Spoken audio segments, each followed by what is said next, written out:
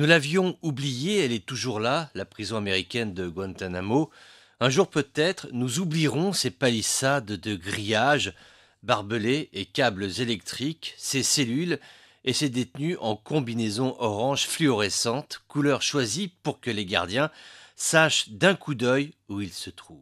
Car le centre pénitentiaire de Guantanamo, l'Amérique d'Obama, voulait le fermer, Trump vient de signer un décret pour qu'il le prenne pour perpète, comme disent les taulards. Ni les organisations des droits de l'homme, ni les questions que se posent les professionnels du contre-terrorisme n'auront eu raison de la volonté présidentielle. Trump a tranché, il a signé, Guantanamo vivra ad vitam aeternam, avec sa quarantaine de prisonniers, il y en eut jusqu'à 240, et toujours ces miradors, et toujours ces combinaisons oranges, et toujours ces questionnements qui semblent eux aussi prisonniers de l'enceinte carcérale construite à la barbe du droit international. Oui, comme si les questions avaient les menottes au poignet, comme si on les voyait tous les jours en promenade, passer et repasser devant nous sans que l'on sache quoi faire. Ces questions sont insolubles, Guantanamo est indigne, c'est vrai, mais les hommes qui y sont emprisonnés aussi,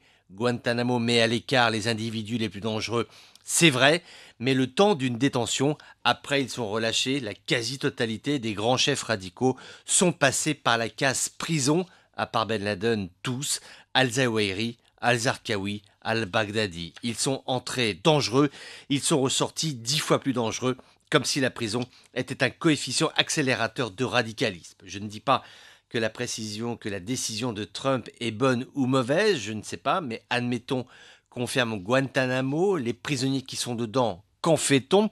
On les déplace dans une autre prison où ils feront de la prédication haineuse, donc colporteront leurs diatribes et accentueront leur dangerosité. S'ils sont français, on leur envoie une assistante sociale. S'ils sont syriens, on leur paie un billet d'avion pour Idlib. S'ils sont russes, on les envoie faire du camping dans le Caucase. Sérieusement, qu'en fait-on? C'est peut-être cela d'ailleurs la décision de Trump, l'histoire d'un président américain qui ne savait pas.